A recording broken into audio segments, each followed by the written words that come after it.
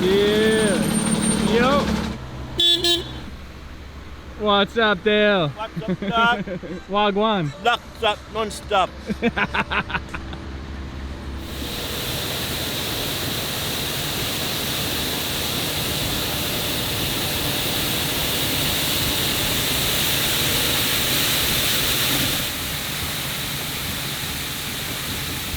Another day.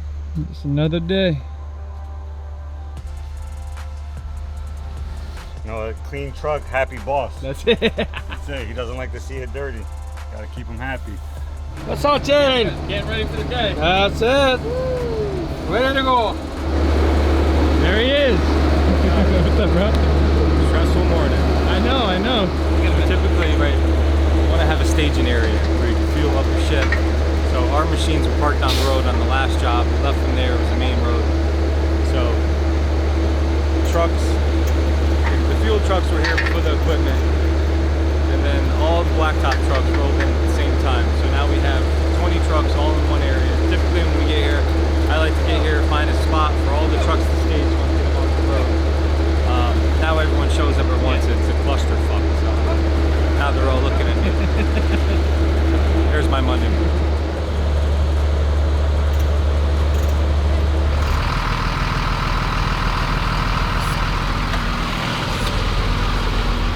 Good morning. How we doing? Big hill here. Monday morning, Monday morning. 1,000 tons, Sheesh. battle mode. Here we go. Boys got a little cake in their eyes this morning, I think. So here we go. So much for that. We got some very concerned citizens this morning. It's the first day of school. So we should have planned our week around that, right? The town wants us here today. We're here today. Usually when you talk to someone, you give them 2 or 3 times, very calmly tell them, listen, bus is coming.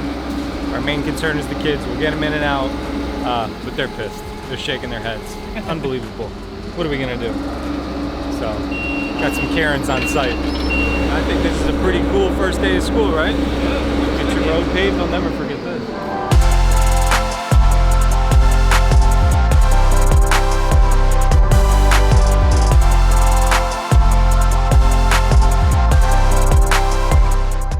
Saw that first pass.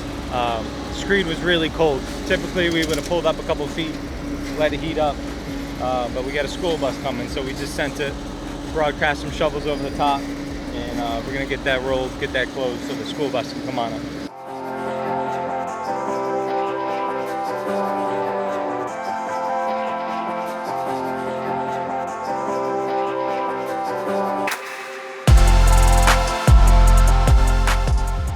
Uphill, downhill, S-turns.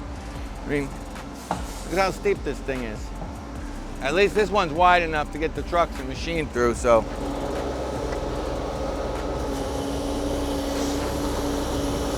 You asked me about the road work, what's easier, what's harder. Take a look up there. So this is what you deal with when you're doing road work. Wires, trees, S-turns, road narrows, road gets bigger. Sporadic drains here and there. So most of these roads, like this is farm country up here, most of these roads were built by horse and wagon. They were dirt. Then next thing you know, 2 horses wagons started crossing each other and the beaten paths just got wider. So they started putting oil and stone down and chip sealing, and then they did that for 40 years. Eventually they started paving them. This driveway was added at a different time. This house was built at a different time. The farmhouse was built at the original time. So we got wires, sporadic, driveways all over the place, drains that don't make any sense. Nothing on these roads make any sense. I mean, they're pretty easy to pave, but you really gotta be on your game. Like everyone's gotta be watching the trucks, the wires, the turns.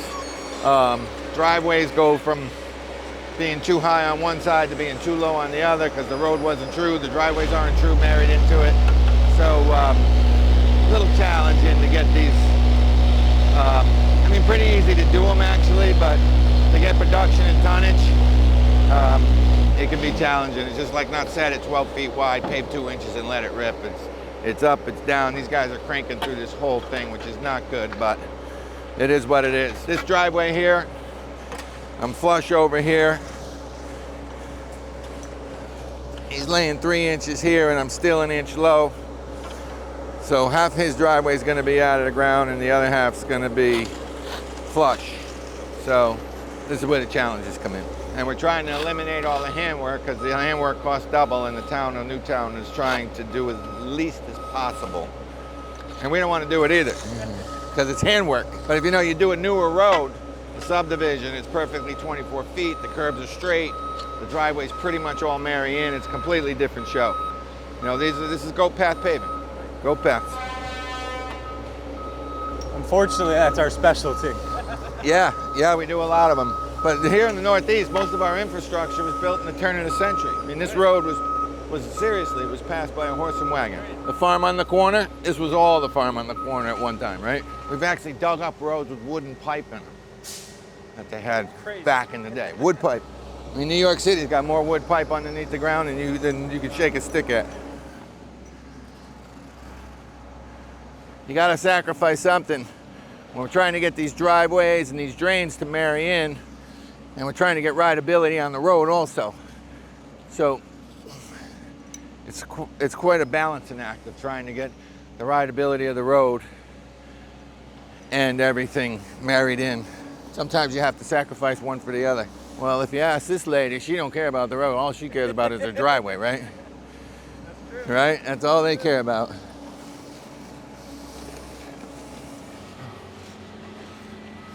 Hey, 30, baby.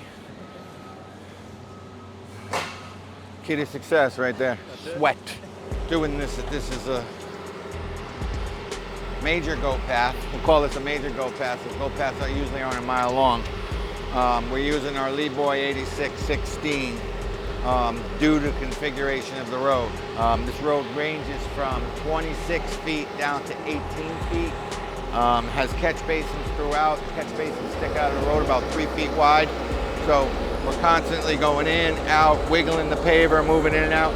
And with this machine here, it carries much less material than our big guy, which is obviously, the bigger machine will pump it out faster and maybe give a little better rideability. But to move your machine left and right, wiggle around all our obstacles here, this is the guy you want here. And this paver, for the size machine, it's got a super long track on it. I think it's 8 or 9 feet long, the track, which will hold the grade of the road well, and he'll still be able to do all the maneuvers here that they need to do.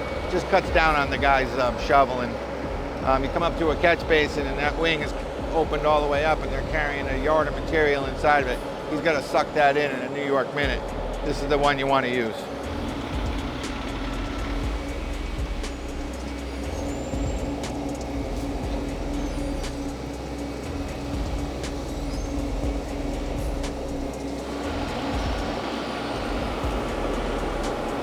Through here, we're about 11, 12 feet wide. Nothing in the way besides the trees and the wires. But you could see how the paver's laying the material perfectly smooth. The guy's barely touching the cranks going up or down. The road has no obstructions in the way. As soon as we approach this driveway, now you're gonna see us start raking it, shoveling it, pushing it around, because we're trying to marry the driveway, the drain top, and the road together. I know I get a lot of shit online. How come you're raking them out? How come you're doing this? Because we're trying to make 3 things happen at once here. Obviously, it's untouchable here. That's not real life out here. And wherever you touch the mat, actually this is compacted better, it's smoother.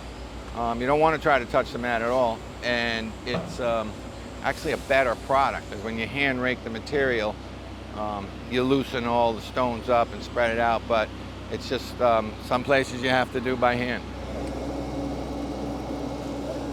Just an example of what I'm talking about on this old road. See this house right here? This is a newer house, probably built in the 90s, 2000. So this was done at a completely different time that the road was done. The road that they just milled off probably has 7 different coats of oil, gravel, tar and chip, pavement on it. So their new driveway is 4 inches higher than the roadway. So this one's, we're gonna try to maintain a 2-inch lip. So we're gonna go from this 2-inch lip down to this drain right here, which is 2 inches lower. So that's a grade change. There's a piece of old curbing here that's part of the old road. And unfortunately, when you're doing town work, They're just milling this off and paving it with one course. We're not taking all this. This is not getting repaired. We're just making a new surface for them. And if you look over here, this driveway is much older, but the last time they paved it, they put an apron on. So you got the old driveway, the apron, and then check this out. Like this piece of curb right here, there's actually a curb on top of a curb on top of a curb. So they just went over the top of the curb twice. So again, now he's gonna try to marry all this together, and that's the challenge of doing goat path pavement.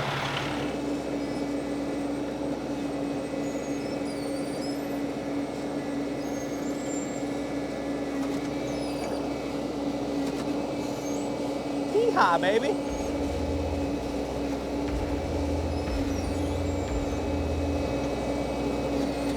I'll never understand why all kids growing up love construction toys, love construction equipment, want to watch construction videos, and then they hit 16 and there's no want to do hard labor. It's crazy to me. That's society, or it's the parents telling them that it's too hard.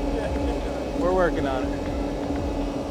So Shane, so this driveway actually turned out pretty well, believe it or not. So there'll be no need to do an apron on here. So the drain's in a pretty good position. The driveway right now is about 1 inch lower than our pavement. When we compact this down, you'll have a nice 1.5 inch, 2 inch lip, which is gonna allow this water to go past the driveway, which you want. Some driveways will come in flush. Some might be higher and then we have to put an apron on.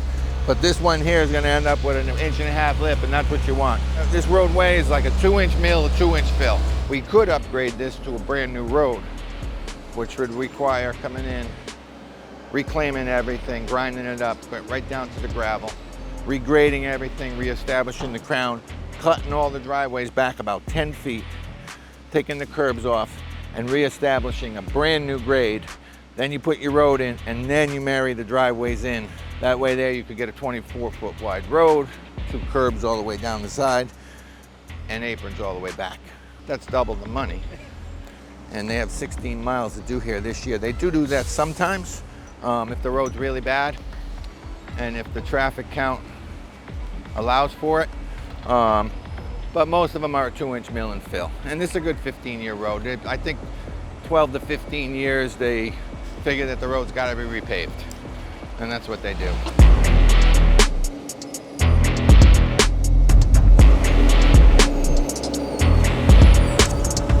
So here's the math. 10 trucks, 200 ton a round, 5 rounds, 1,000 ton, hour and a half a round. We're hoping to be at the end of the road with 1,000 ton by the end of the day. And when you have 1,000 ton, no, when you have 200 ton on the road every hour, that's 20 grand an hour, bro. No, that's our cost. And that's why you better have everything right, because at 20 grand an hour, if a plastic washer breaks, you're in trouble.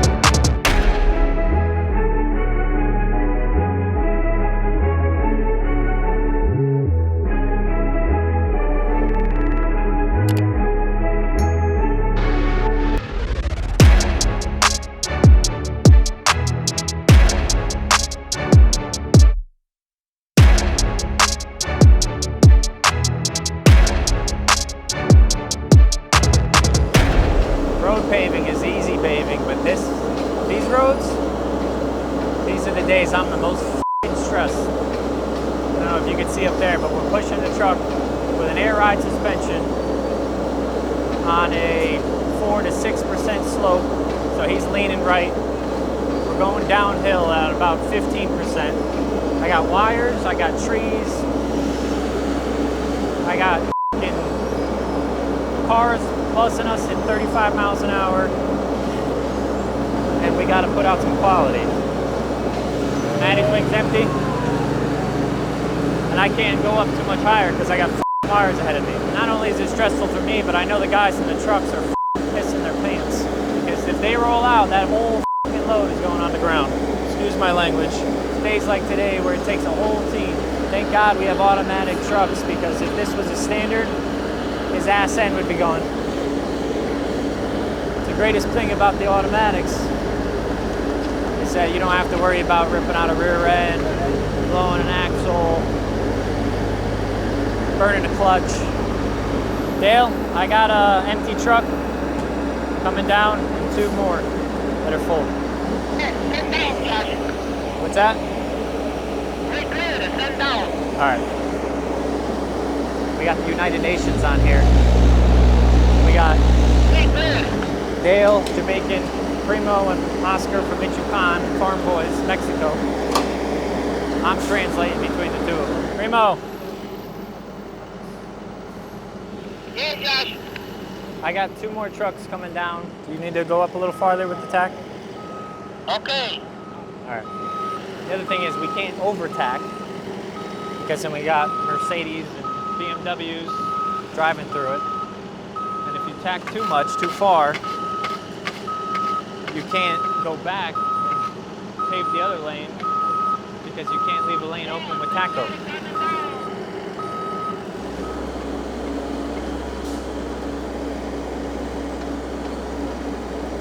Now we gotta walk around the drains.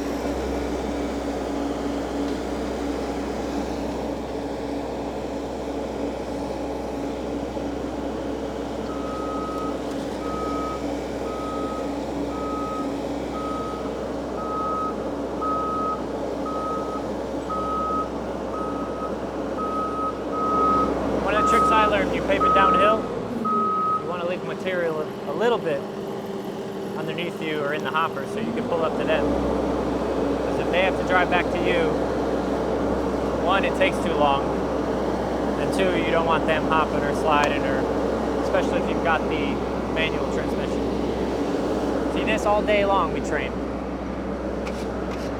Right? So all day long we train. No trading days. No training days, you train on the job. This statement is for all the asphalt drivers out there.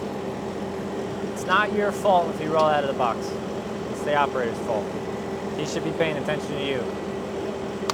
I know you're supposed to keep your foot on the brake, but if he rolls out, I gotta fucking slam this in gear and go catch him. Johnny's our notorious roller. So you gotta know your drivers. When that body goes up in the air, the material comes back and wants to push the truck forward, so you can't slam the material into the paver because it's going to want to push them out.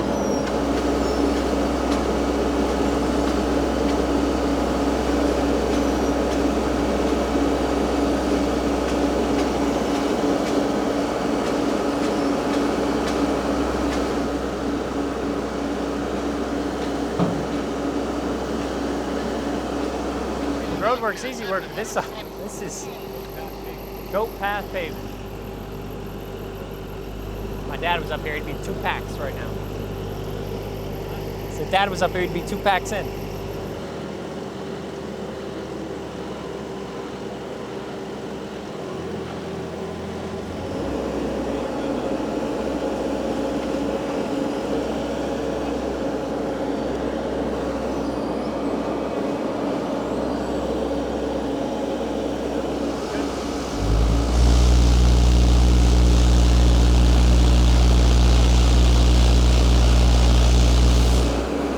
That's the most important tool in a truck today right there. Vibrator. If we didn't have that, you'd have asphalt stuck in that body all day, paving downhill. Brand new hats. American Pavement, raised on blacktop. Backstory on these hats. See our logo? It's got black around it, right? See this? It was yellow. Really not what I wanted. I got 250 of these hats. I was kind of pissed when I got them. Kept them for a few days. They grew on me. Kind of looks like our 90s logo. So Retro throwback. Retro throwback. So we're gonna throw them on the store. You're gonna get some pictures today. We're gonna throw them on the store. These are gonna be the APS raised on blacktop vintage hats. I think they're dope. They're growing on me. They fit nice.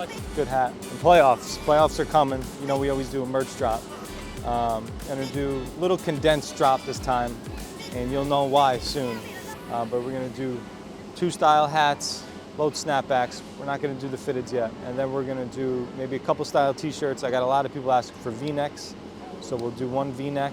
Let me know what color you guys want. I'm kind of sick of doing black t-shirts, but they sell well. And then we're gonna do like a zip up type of Carhartt, heavyweight, mucho manteca, like a good quality hoodie, something that you could rock like, you know, that's something you wear every day. Yeah. It's almost like a coat. You don't even wash it. Once a week, throw it through the wash. I'll show you guys a little sneak peek. Ooh, okay. So we do some flannels, Marlboro font, the black top. Like that? And maybe do something on the back like that. Okay. Could do the logo on the back, plain on the front. We're gonna do a beanie. These are the playoff hats we're gonna do. We're gonna go gray. It's like a light gray and charcoal gray. We'll do the white raised on blacktop on front. And then we're gonna hit them with the orange playoff logo on there. That's gonna be like a nice quality patch. Oh. And then we're gonna do the black hats, OG, with the red. Damn. That's fire. That's fire. Probably my favorite. Yeah. And then I was messing with some t-shirt designs last night. And maybe we'll keep those as a surprise. Yeah, we'll show them. Okay. I am blacktop. Like that. Always wanted to do that simple. And then maybe do a playoff inspired t-shirt. Messing with some. Nice. We'll probably change that up. That probably won't be it. Yeah, so a lot coming down the pipeline. August 29th, so definitely before October we want to get that out. As far as Black Friday goes, that might just be a big sale. Like I said, you'll know why soon. I don't think there'll be like a new drop for Black Friday, but we're going to do like a big sale, like a blowout sale, like maybe like 40-50% off. And then the holidays, we're going to be geared back up for the grand finale, baby. I don't know if the boss told you, but we got a couple new trucks coming in, custom builds. These are gonna be badass. We're gonna keep them offline for a little bit, I think, because we want to perfect them. You'll never guess what kind of trucks they are. Custom builds. Oh, I got something special coming. Can't tell it. No. But, I said they might not even go on the internet for now, right? But I was mentioning the trees. And could be an industry game changer. Yeah, it will be. Yeah. It will be for sure. So I'll tell you this. So I'm always amazed when I look in the sky and I see an airplane going down the high in the skies at 600 miles an hour traveling through the air. It tells me that invention and hydraulics, you could do anything. If you can think of it, you could build it. I thought of it, picked up the phone, and they built it. We're going to be guinea pigs because we don't know if it's going to work. We just spent about $500,000 to find out if it's going to work. It took me 2 years to get these things ordered, built, and delivered. And I think I got something. I think I got something that's going to be a major labor saver. Labor saver. Labor saver. The labor saver. That may be the name of the truck. We're going to bring blacktop in on airplanes. That's what he's talking about. A little shout out here. Aaron Witt, big fan of the channel. Victory Outdoors, someone dropped a comment, said we need to do videos like him. I subscribed. Ken White Construction, he's killing it. He's been on YouTube consistently for a while. I love his style videos, super dope. And he's now the host of the Con Expo podcast, so congratulations to him. If you're content creators out there, 10,000 subscribers is super hard to do on YouTube. One, because it's hard to put out consistent content on YouTube. And two, because not everybody has a YouTube account. So do me a favor, make a YouTube channel, make a YouTube account, and subscribe to our channel. You'll get notifications as soon as we post a video, and then apparently when you hit 10K, you could add your merch store to the YouTube channel, I think. I don't know. So maybe we'll do something special for that, for people who are subscribed. Flowboy coming down.